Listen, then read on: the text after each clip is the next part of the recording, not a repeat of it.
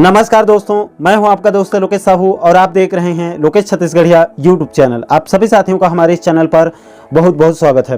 दोस्तों, जैसे कि आप सभी साथियों को पता होगा कि नियमितीकरण सहित अपनी 6 सूत्रीय मुद्दों को लेकर छत्तीसगढ़ संयुक्त अनियमित कर्मचारी महासंघ की 18 जुलाई से 21 जुलाई के बीच 4 दिवसीय धरना प्रदर्शन और विधानसभा घेराव होने वाला था।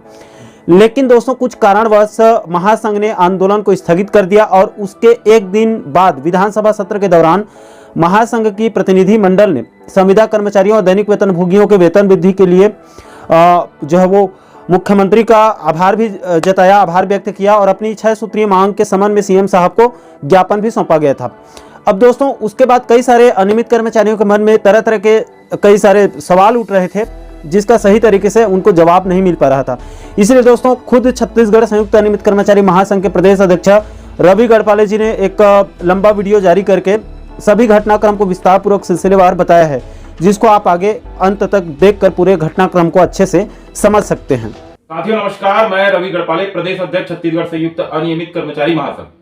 आप सभी को मालूम है कि हमारा आंदोलन जो है 18, 19, 20, 21 ये 4 दिन जब विधानसभा का सत्र छत्तीसगढ़ में चलेगा, उस सत्र के दरमियान हम एक आंदोलन करने वाले थे और इस आंदोलन को बढ़ चढ़कर लोगों का समर्थन मिल रहा था, संगठनों का समर्थन मिल रहा था और 50 से भी अधिक कर्मचारी संगठनों ने हमें समर्थन दिया था। और उनसे जो कर्मचारी थे, उन कर्मचारियों की अगर संख्या को कैलकुलेट किया जाए तो 2,63,000 कर्मचारियों का समर्थन हमको लिखित में मिला था। छत्तीसगढ़ के इतिहास में ऐसा पहली बार हुआ होगा जिसमें इतने सारे कर्मचारियों का समर्थन किसी एक महासंघ को मिल रहा है, किसी एक संगठन को मिल रहा है। ये हमारे लिए एक बहुत बड़ी उपलब्धि थी कि 2.5 लाख से भी अधिक कर्मचारियों का समर्थन हमको मिला था। 50 से भी अधिक संगठन जो है हमको इस आंदोलन के समर्थन कर चुके थे। अब साथियों, चूंकि जिस प्रकार से आप लोगों का समर्थन हमको मिला था, ये एक ऐतिहासिक समर्थन था। और इससे पहले अगर देखा जाए तो हम लोग 1,80,000 अनियमित कर्मचारियों की बात करते थे। जब 2018 में जब हम लोग आंदोलन करते थे तो 1,80,000 का आंकड़ा आप सभी ने सुना होगा, लेकिन वो आंकड़ा लिखित में हम लोगों ने कभी देखा नहीं था कि बाकी में 1,80,000 है या नहीं है। और कुछ हमारे पदाधिकारियों को जो कुछ डेटा मिल गया, उसके हिसाब से हम लोग 1,80,000 का डेटा हम बताते थे कि 1,80,000 अनियमित कर्मचारी हैं।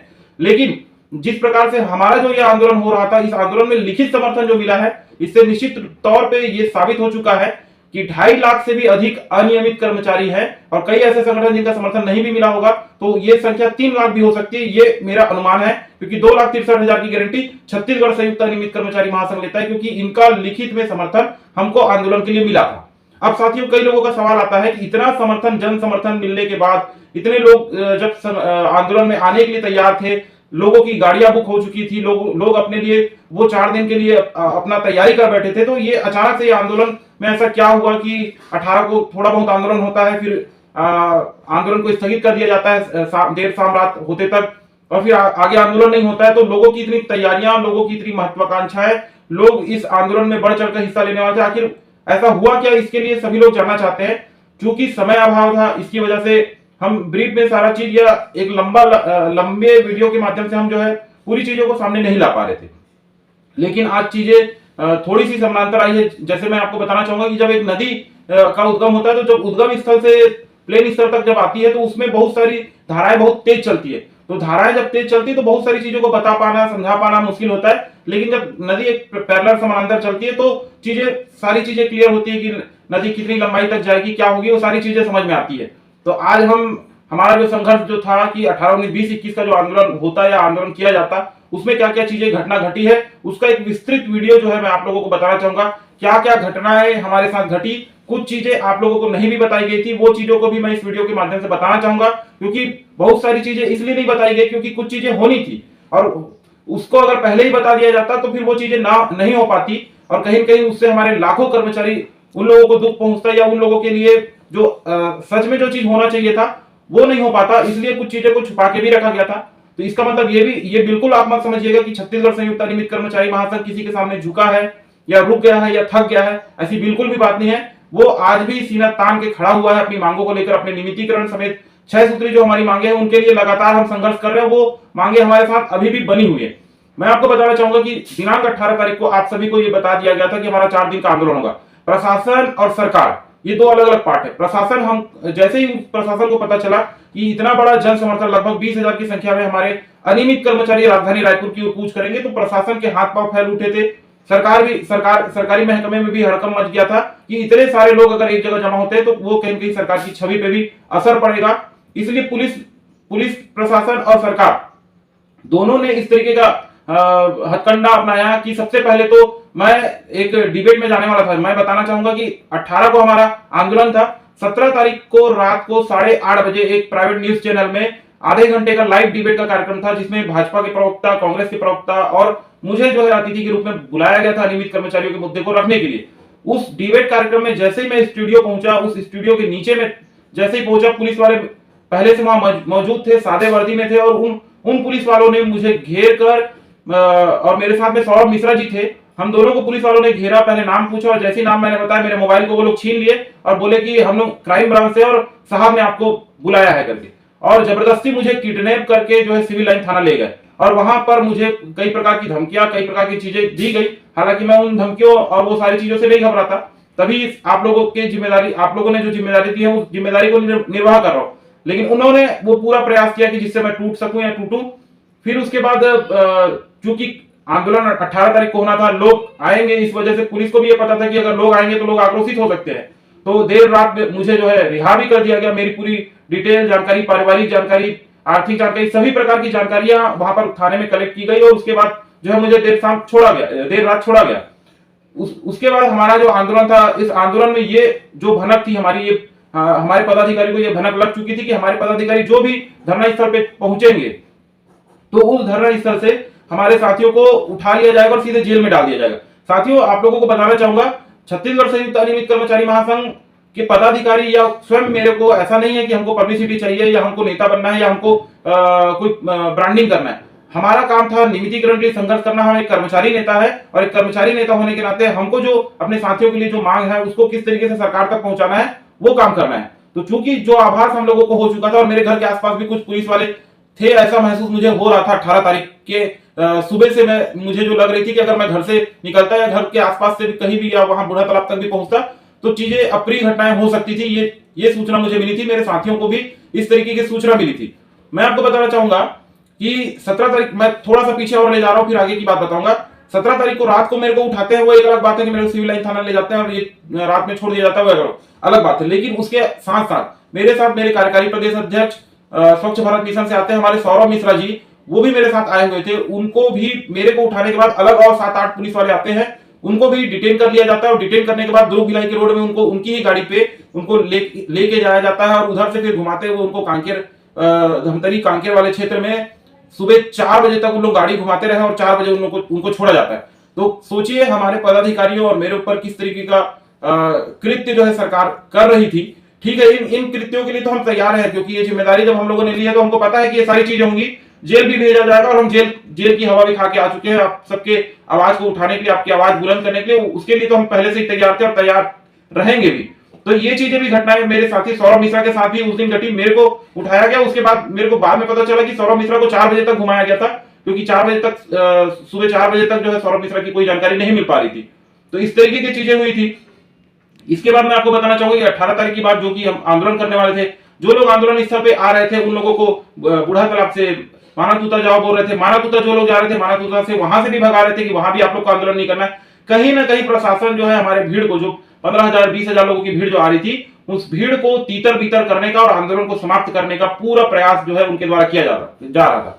साथियों, मैं आपको एक बात और बताना चाहूंगा। जो एक राजा होता है, वो अगर किसी युद्ध के मैदान में जाता है तो राजा का दायित्व केवल और केवल युद्ध जीतना नहीं होता है। राजा का दायित्व यह भी होता है कि खुद भी सुरक्षित रहे और उसके साथ जितने सैनिक जा रहे हैं, उसके जो सिपा सलाहकार जा रहे हैं, उनकी भी सुरक्षा के साथ वो युद्ध के मैदान में जाता है और उसके बाद फतह हासिल करता है। मुझे अगर आप लोगों ने जिम्मेदारी दी है, प्रदेश अध्यक्ष की जिम्मेदारी दी है, तो ऐसा नहीं है कि मेरे को मालूम है कि आगे गड्ढा है और मैं उस गड्ढे में कूद जाऊं और मेरे पीछे जो लोग चल रहे हैं उनको भी उस गड्ढे में पूरी तरह से डाल के उसके ऊपर मिट्टी फाड़ दूं।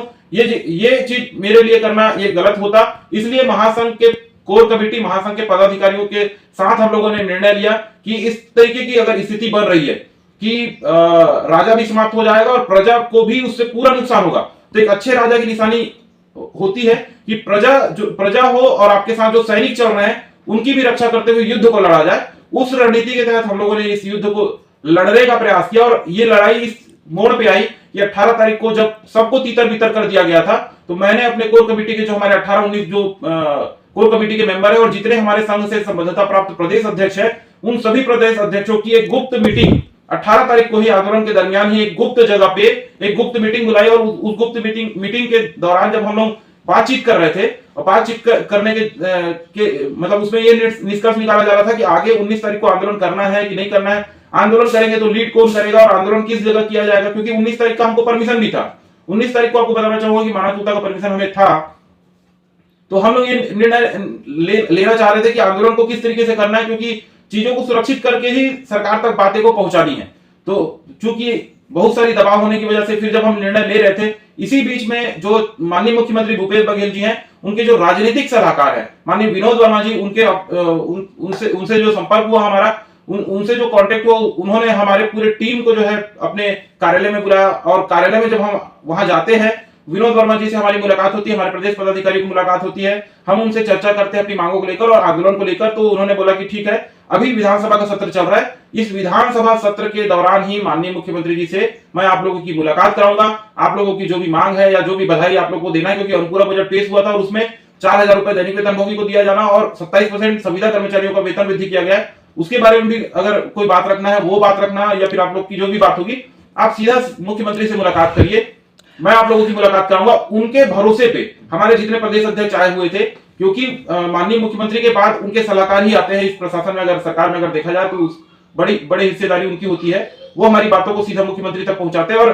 किसी भी आंदोलन के लिए जो माध्यम जो बनते हैं ये सलाहकार ही होते हैं। तो हमारी सलाहकार से बात हुई, विनोद वर्मा जी से बात हुई और विनोद वर्मा जी ने कमिटमेंट जो किया था उस कमिटमेंट के भरोसे पे हमारे जो प्रदेश अध्यक्ष आए थे उन सब ने मिलकर एक सामूहिक निर्णय लिया कि हम आंदोलन को यहीं स्थगित करते हैं, अल्प विराम करते हैं, क्योंकि जो कमिटमेंट मिला है हमें ठोस कमिटमेंट मिला है। और कोई भी आंदोलन जो किया जाता है, अगर हम तूता में आंदोलन करें या फिर बूढ़ातालाब धरना स्थल में आंदोलन करें या जिला स्तर पे भी आंदोलन करें, हम माननीय मुख्यमंत्री जी के नाम पे लेटर लिखते हैं और ज्ञापन जो है हम तहसीलदार नायब तहसीलदार को सौंपते हैं और माननीय मुख्यमंत्री जी के नाम अगर हम ज्ञापन सौंप रहे हैं और वो ज्ञापन हमको डायरेक्ट मुख्यमंत्री के समक्ष ही खड़े होकर उनसे चर्चा कर उनको उनके हाथ में डायरेक्ट ज्ञापन देने का अगर अवसर हमको मिल रहा है, तो हमारे पदाधिकारियों ने बोला कि जब हड़ताल करके इतने लोगों को परेशान या इतने लोगों को विचलित करके उनको जो है आंदोलित करके इस तरीके जो हम लास्ट फाइनली जो मुख्यमंत्री तक ज्ञापन जो देने की बात है वो करने का प्रयास करते हैं, उसके लिए अगर माध्यम ही तैयार हो गया है तो क्यों ना उस माध्यम से हम सीधे मुख्यमंत्री से मिलते हैं और मुख्यमंत्री जी के समक्ष जो है बात रखते हैं। इसके लिए सभी पदाधिकारियों ने सहमति दी और सामूहिक निर्णय लेकर इस आंदोलन को विराम दिया गया। उसके बाद विनोद वर्मा जी ने जो कमिटमेंट किया था, बताना चाहूंगा कि उनका कमिटमेंट भी जो था वो पूरा हुआ है। कल हम माननीय मुख्यमंत्री जी के साथ हमारे प्रदेश के प्रतिनिधि मंडल ने मुलाकात की, हमारी जो 6 सूत्री मांग है उनको उन पे विस्तार से चर्चा हुई। मुख्यमंत्री जी ने सकारात्मक रूप से मुस्कुराते हुए हर एक चीजों को सुना और ये आश्वस्त भी किया कि कुछ लोगों के लिए उन लोगों ने सरकार ने कुछ किया है और बाकी लोगों के लिए भी सरकार कुछ करेगी, ये आश्वासन माननीय मुख्यमंत्री जी से हमको मिला। तो कहीं ना कहीं हम जो है मुख्यमंत्री जी तक जो बात पहुंचाना चाहते, जो आंदोलन करके जो बात पहुंचाना चाहते थे, वो डायरेक्ट हमारे पदाधिकारियों ने माननीय मुख्यमंत्री जी से मुलाकात करके जो है अपनी बात को रखी है। मैं आपको बताना चाहूंगा कि छत्तीसगढ़ संयुक्त अनियमित कर्मचारी महासंघ वो महासंघ है जो लगातार ये सरकार भूपेश बघेल जी की सरकार जब से आई है तब से अपने नियमितीकरण समेत 6 सूत्री मांगों को लेकर लगातार आंदोलन करता आया है। ऐसा नहीं है कि कल हमारा संगठन बना और परसों हम लोगों ने चंदा वसूली किया और लोगों से चंदा लिया और उसके बाद एक संगठन खड़ा किया और उसके बाद आंदोलन पे उतर आए। छत्तीसगढ़ संयुक्त अनियमित कर्मचारी महासंघ एक लंबा आंदोलन करता आया है और इसकी जानकारी सरकार को भी है, प्रशासन को भी है, विपक्ष को भी है, पक्ष को भी है। तो मैं आपको बताना चाहूंगा कि महासंघ ने जितने आंदोलन पुराने किए हैं उस आंदोलन की ताकत और आप लोगों का जो जन समर्थन हमको मिला, जो आप लोगों का समर्थन हमें प्राप्त हुआ, उसकी ताकत का जो ताकत की बात जो पहुंचनी चाहिए थी सरकार तक, वो सरकार तक भी पहुंची, प्रशासन तक पहुंचानी थी वो प्रशासन तक भी पहुंची और विपक्षी दल जो है उन तक भी पहुंची है। मैं आपको बताना चाहूंगा सरकार तक कैसे पहुंची थी वो आपको बताना, ये इस बात से साबित होता है कि हमको हड़ताल करने की भी जरूरत नहीं पड़ी और माननीय मुख्यमंत्री जी से हमारा डेलीगेशन हो गया। ये सबसे बड़ी ताकत है। कई संगठन हड़ताल पे हैं लेकिन आज तक डेलीगेशन नहीं कर पा रहे या डेलीगेशन नहीं हो पा रहा है। महासंघ अपने आप में इतना बड़ा अस्तित्व रखता है कि उसको आंदोलन करने से पहले ही सरकार के पास जो है बात करने का माध्यम मिलता है और हमारी बातचीत वहां तक पहुंचती भी है। प्रशासन किस तरीके से हरकत में आता है वो आप लोगों ने देखा कि प्रशासन भी हमारे आंदोलन से इतना मतलब उन लोगों में भगदड़ मच जाती है कि वो हमारे पदाधिकारी को डिटेन करने की बात करती है। मैं आपको एक चीज और बताना चाहूंगा इस वीडियो के माध्यम से, हमारे महासंघ के प्रदेश सह सचिव है नीलेश किरण जी। मेरी घटना मैंने आपको बताई कि 18 को हमारा आंदोलन था, 17 तारीख को मेरे को डिटेन किया गया था। 18 तारीख को रात को 8 बजे हम सारे लोग अशोका बिरयानी जो कलर्स मॉल पचपेड़ी नाका के पास है, वहां पर कुछ पदाधिकारियों के साथ हम लोग खाना वगैरह खा रहे थे। 8-10 पुलिस वाले उस पूरे रेस्टोरेंट में आते हैं और रेस्टोरेंट को घेर के जो है मेरे साथी नीलेश किरण और उनकी जो धर्मपत्नी है रानी, वो दोनों को पुलिस की गाड़ी में लेके चले जाते हैं सिविल लाइन थाना। लगभग ये रात को 11 बजे की बात है। उसके बाद 1-2 घंटा सिविल लाइन थाना में रखते हैं। उसके बाद वहां से उठा के लेके जाते हैं तेलीबांधा थाना। तेलीबांधा थाने में 2-3 घंटा रखते हैं। लगभग 3 बजे तक वो तेलीबांधा थाने में रखा जाता है। उसके बाद जांजगीर चांपा से पुलिस की गाड़ी आती है और 3-3:30 बजे के आसपास, रात में 3-3:30 बजे के आसपास दोनों ही हस्बैंड और वाइफ दोनों को पुलिस जो है डिटेन करके जांजगीर चांपा ले जाती है। और पिछले 3 दिन से जो है हमारे प्रदेश सचिव नीलेश कुमार किरण जी जेल में थे। वहां के जो सेंट्रल जेल है जांजगीर चांपा के, वहां वो बंदी बनाया गया था। मामूली सी धारा उनके ऊपर लगाई जाती है 151 की जो धारा, उसके साथ में 2 धाराएं और लगाई गई है, लेकिन एक मामूली सी धारा की वजह से भी 3 दिन तक उनको जेल में रहना पड़ा। तो ये अपने आप में साबित करता है कि महासंघ के पदाधिकारी को तोड़ने का, महासंघ के पदाधिकारी को डिटेन करने का, उनको जेल भेजने का काम अगर प्रशासन कर रही है, तो प्रशासन भी महासंघ के नाम से हड़कंप मच जाता है कि महासंघ अगर आंदोलन करना है तो किस तरीके से हड़कंप लोगों के बीच मचता है। ये तो प्रशासन की बात का। शासन भी किस तरीके से हड़कंप मचता है और शासन डायरेक्ट बिना आंदोलन के हमको अगर सरकार से बात करने के लिए मौका मिलता है, तो ये भी हमारी अपने आप में ताकत हुई। और यहां पर आती है तीसरा पक्ष आता है विपक्ष का। क्या विपक्ष सहयोग कर रहा है या नहीं कर रहा है, तो इसमें भी मैं आपको बताना चाहूंगा। विपक्षी दलों से भी हम लगातार संपर्क में रहे। उनके भी घोषणा पत्र में शामिल करने के लिए हम लोगों ने लगातार बात की है। उनके जो प्रदेश अध्यक्ष है अरुण साहू जी, उनके साथ हमारे जो प्रदेश के जो अलग अलग संघों के प्रदेश अध्यक्ष है, उनकी डेलीगेशन टीम ने बात की है, जन घोषणा पत्र में शामिल होगा। इसकी भी स्पष्ट रूप से उन्होंने पुख्ता हमको विश्वास दिलाया है कि आगामी जो उनका घोषणा पत्र की जो बैठक है उसमें भी हमारे पदाधिकारी को वो बुलाएंगे। तो सभी प्रकार के जो हथकंडे अपने एक लोकतांत्रिक तरीके से अपनाने चाहिए। सत्ता पक्ष, विपक्ष और प्रशासन, इन तीनों तक जो मैसेज भेजना चाहिए वो मैसेज छत्तीसगढ़ संयुक्त अनियमित कर्मचारी महासंघ भेज रहा है। छत्तीसगढ़ संयुक्त अनियमित कर्मचारी महासंघ की ताकत को सरकार, प्रशासन और विपक्ष तीनों ही बहुत अच्छे से जानता है, इसलिए हमारी डेलीगेशन तीनों जगह पे हो रही है। आपको बताना चाहूंगा, हमारे आंदोलन के ठीक पहले जीएडी जो सामान्य प्रशासन विभाग होता है, वहां से मुझे कॉल आया था और हमारे आंदोलन जो होने वाली है और हमारी जो मांग है, उस मांग पे जीएडी ने जानकारी मांगी थी और पूरी जानकारी मैंने दी है। मैं आपको बताना चाहूंगा, हमारे कार्यकारी प्रदेश अध्यक्ष सौरभ मिश्रा, उनको भी प्रिंसिपल सेक्रेटरी मंत्रालय से फोन आया हुआ है, वो भी जानकारी इकट्ठा कर रहे हैं। और एक जानकारी और देना चाहता हूं, आने वाला सोमवार जो है, उस सोमवार को हमारा प्रतिनिधिमंडल मुख्य सचिव अमिताभ जैन जी से भी मिलने वाला है और उनके साथ भी एक मीटिंग होने वाली है। आपको बताना चाहूंगा कि हमारे जो प्रदेश सचिव हैं भूपेन्द्र साहू जी, जो कि बालोद के जिला अध्यक्ष हैं, उनके पास हमारे उप मुख्यमंत्री